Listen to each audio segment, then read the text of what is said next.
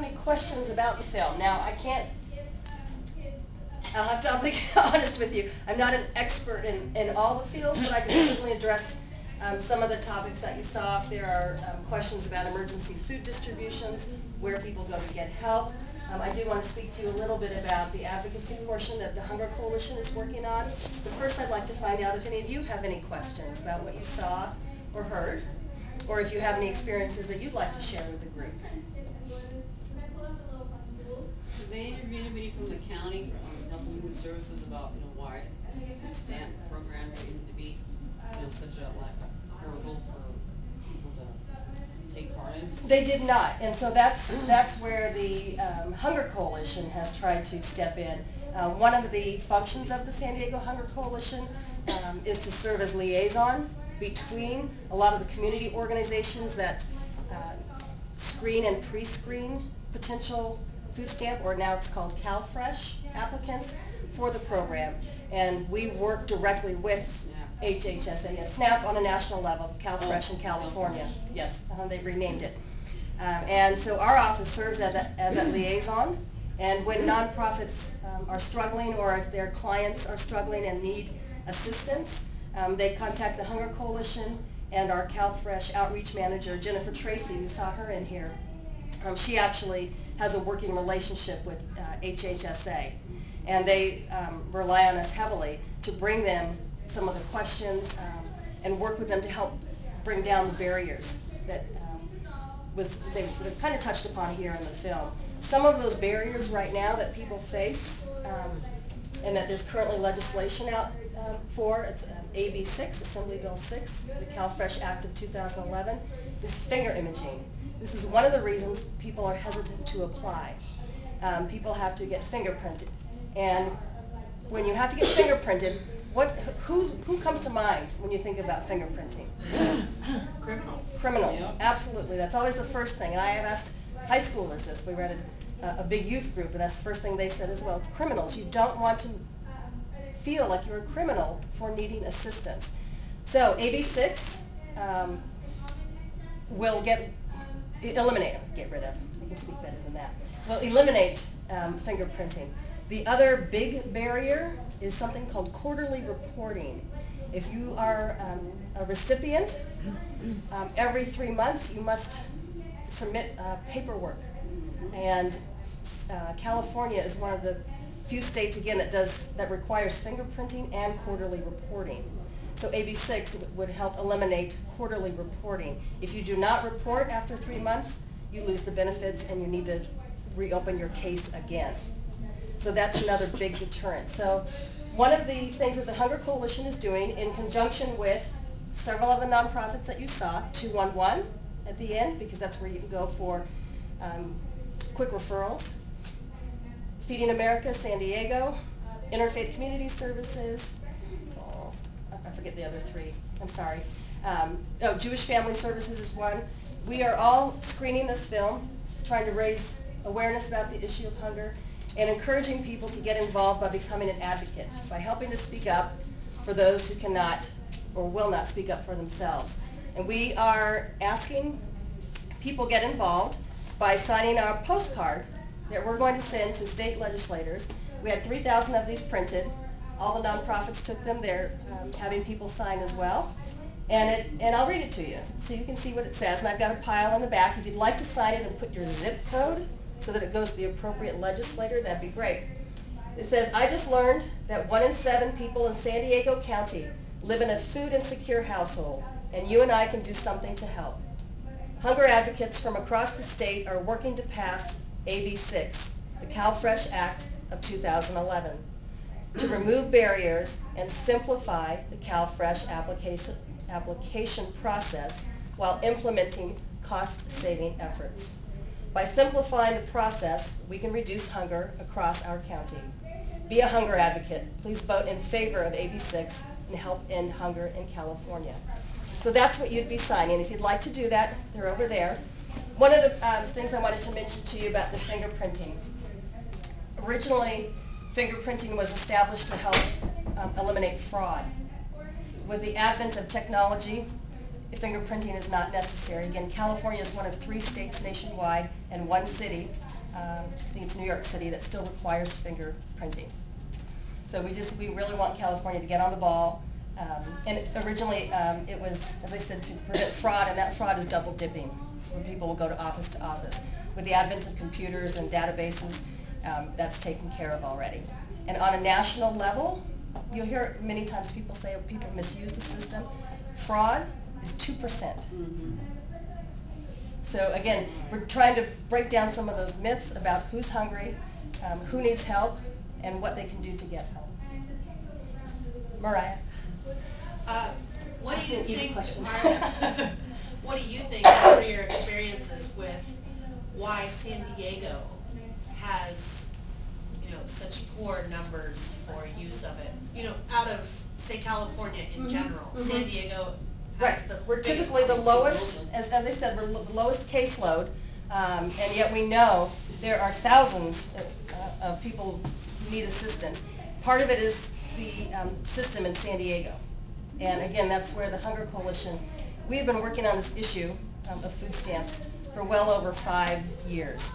If you read the news, you'll see there have been recent recommendations from local groups such as SPIN, such as the Hunger Coalition, the food banks, who've all kind of come together and made recommendations to the county to help improve the process at the family resource centers that the county operates.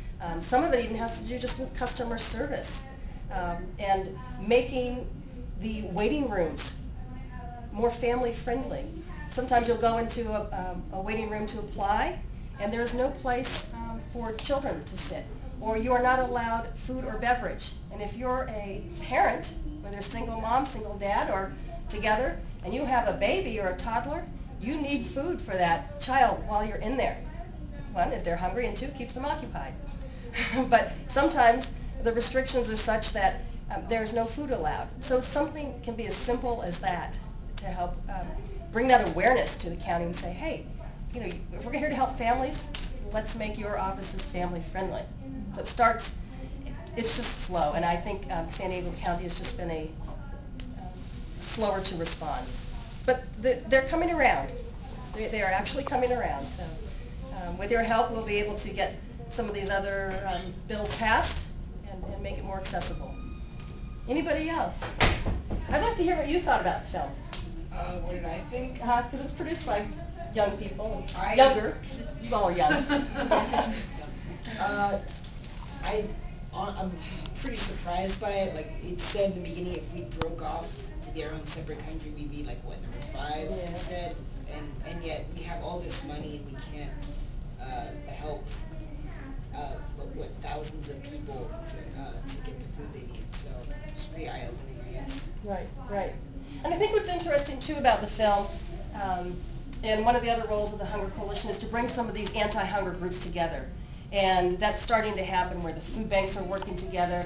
There are a lot of organizations out there working to end or alleviate hunger. And those are other things that you can do too. You can donate, you can volunteer. As you saw, the kids have come up with a recycle symbol, a Good Samaritan, and they actually are moving forward with that. They are going to produce stickers, and I think they even have a website, Donate Don't Dump, I want to say .org, and they are moving forward with that effort, and they will be, I think their first store is Albertsons. I think the food bank that's going to be helping them is Feeding America. The other food banks will come on board as well, but they're in very early stages. So it just takes one simple idea and one sometimes random act of kindness to make a difference. So besides the postcard, what recommendations would you have for the public to help? One of the things I think people can do is notify legislation, become involved. If you are on a mailing list for one of the anti-hunger organizations, the Hunger Coalition, or any of the food banks, when there's notification that a bill is coming up, get involved and make that phone call. Or, it depends on what are you speaking specifically like for advocacy? Anything. Maybe people have some time. Oh yeah. Okay, so you can donate time. Any of the food banks, they need assistance. And when I say food bank, I also mean food pantries. Some of the the smaller organizations that do the distributions. They could use assistance. Donating food. There's a continuous need for food. You saw some of the food distributions. A typical food distribution lasts anywhere from the food that you receive, 2 to 4 days. And again, it's just meant to be supplemental. It's not meant to last for a month, and that's why CalFresh food stamps or SNAP is so important, because it gives the recipient an opportunity to be able to shop, hopefully, for the whole month. And then we get into the issue of health and access. Can that person afford to buy healthier food when they're on CalFresh food stamps? A study by SPIN, which is the Supportive Parents Information Network, found that in the first 2 weeks, recipients will try to buy healthier fruits and vegetables, but by the 3rd and 4th week, the budget is decreased again, and they have to resort to maybe less healthier foods to keep bellies filled. And the kids talked about that paradoxical situation that the country is facing with obesity and malnutrition. And again, sometimes it goes back to access. Get your head around that. It is. Well, you think about it. If you're at the grocery store and you're on a very tight budget and you've got a family, let's say you've a family of 4, you're looking at a big bag of rice and potatoes, or do you get the bag of apples and celery? You know, what is going to last, what is going to make those kids go to bed not hungry and full and for a longer period of time? Also, you see, I'm sure in some of the other workshops, they'll be talking about the food deserts, where people just don't have access to healthy options. There's not a grocery store within walking distance. Some of the rural areas are great examples, where people have to travel 20 to 30 miles to get to a larger grocery store. Maybe they only have access to the typical